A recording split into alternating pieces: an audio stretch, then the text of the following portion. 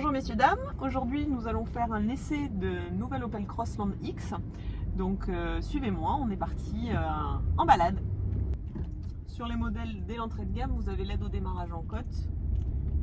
Là on est sur un moteur 1,2 litre en 110 chevaux, version essence, boîte 6 vitesses. Vous avez bien sûr de série l'allumage automatique des phares, des essuie-glaces, une climatisation manuelle ou automatique.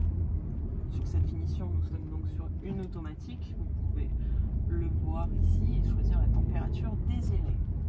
Vous pouvez aussi avoir directement l'affichage au compteur de la vitesse en numérique, le changement de rapport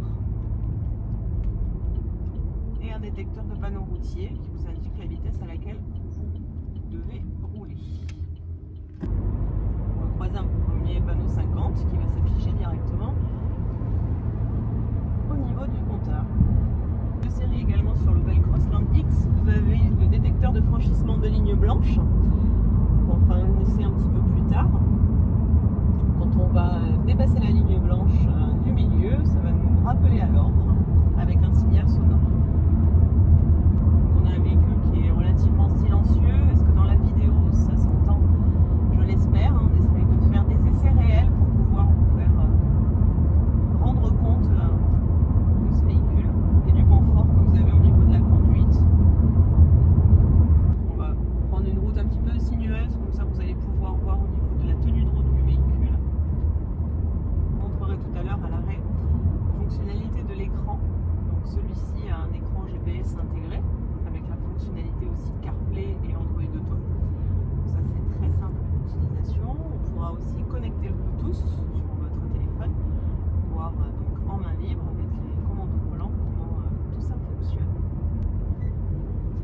Donc là on a entendu le bip d'avertissement, le franchissement de ligne blanche. J'ai un petit peu mordu la ligne blanche et le véhicule m'a donc rappelé à l'ordre. Ce qui peut servir en cas de somnolence, surtout sur les autoroutes, etc. Bien penser à mettre son clignotant si vous voulez doubler une voiture, parce que sinon ça va vous rappeler à l'ordre à chaque fois. Vous avez une position de conduite qui est haute, on voit très bien la route, c'est très agréable sur un SUV compact comme le Crossland. La tenue de route est très bonne, vous voyez, je roule en tenant qu'une seule main d'ailleurs, malgré que la route soit un petit peu abîmée. Un petit peu de vos besoins, donc je réponds à toutes vos questions, mais pensez à vous rappeler de toutes les questions que vous allez pouvoir avoir pendant l'essai et à me la poser une fois rentré à la concession. Je vais pouvoir mettre aussi au niveau de mon compteur, à la place de la vitesse, si je le souhaite, directement avec la petite flèche et le commodo qui se trouve donc sur votre gauche.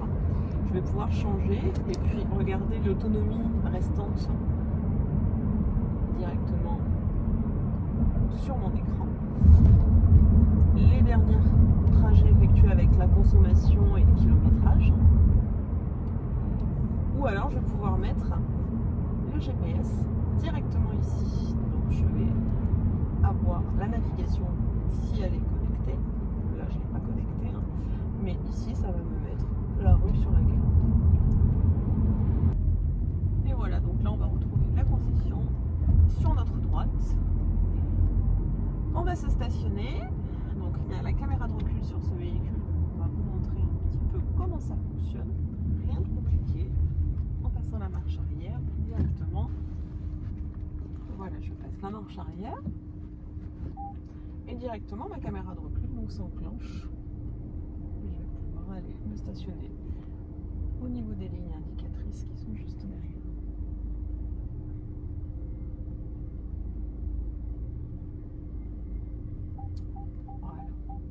Donc là, ça nous indique avec les radars que je me rapproche d'un danger.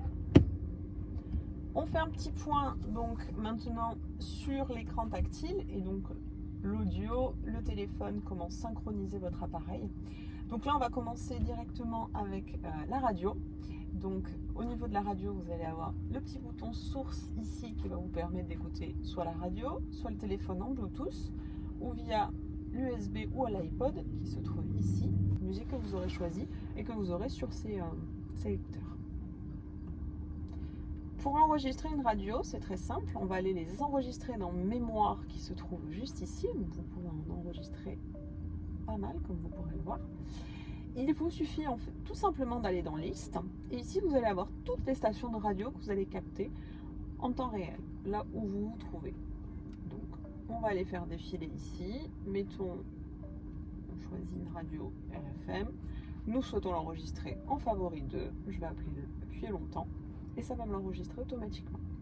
Une fois que vous aurez pas mal de radios enregistrées ici, vous pourrez, à l'aide des boutons ou des commandes au volant, passer de l'une à l'autre directement et valider pour changer, sans quitter la route des yeux. Ici, vous avez le petit bouton nav donc, qui correspond à la navigation. Hop. Donc ici, vous avez un écran avec cartographie Europe 3D. Tout simplement pour aller chercher une destination, vous allez aller dans le menu.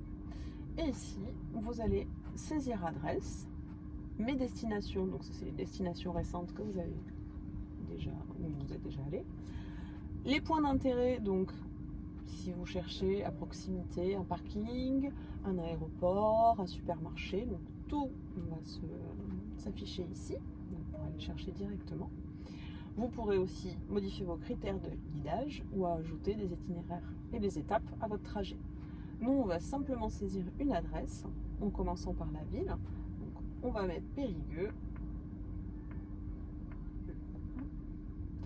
Donc, le lecteur, en fait, va lire Périgueux en mettant le nom de rue. On va marquer Pierre Sémard, par exemple.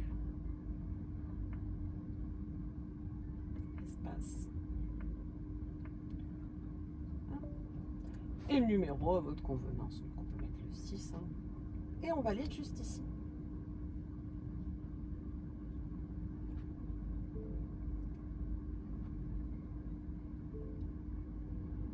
Le calcul de l'itinéraire vient de se faire et vous avez déjà votre itinéraire, donc 4 km 7 et votre heure d'arrivée qui va s'afficher juste ici.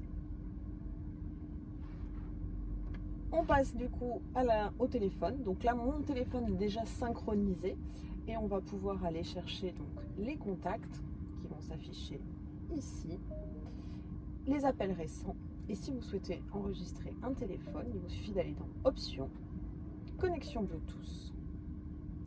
Et ça va rechercher directement sur les appareils qui sont en Bluetooth et connectés à proximité. Donc le mieux c'est d'aller sur votre téléphone, dans les réglages du Bluetooth et d'aller chercher Opel Crossland X.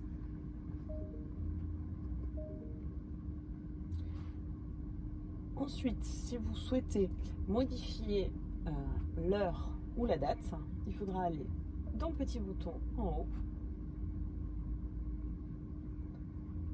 Options, Administration Système, et ici vous avez donc les Celsius ou les Fahrenheit. Hop, on revient en arrière. La langue, donc, si vous voulez changer, on aura déjà synchronisé bien sûr votre nouvelle Opel Crossland en français, mais si vous voulez changer, à vous de voir. Le réglage donc de l'heure et de la date va se trouver ici, donc la date ici et l'heure juste à côté. Donc là tout est ok, donc vous n'avez pas besoin d'aller le changer. Mais si vous voulez, voilà, vous pourrez aller sur heure été plus 1 heure pour changer l'heure en fonction de l'heure d'hiver ou de l'heure d'été. Voilà, donc je pense qu'on a fait un petit peu le tour par rapport à l'utilisation de cet écran tactile. On fera une vidéo aussi pour le CarPlay et l'Android Auto pour vous montrer comment on peut connecter tout ça. Et puis, en attendant, j'espère que l'essai vous a plu. Je vous souhaite une bonne journée. À bientôt.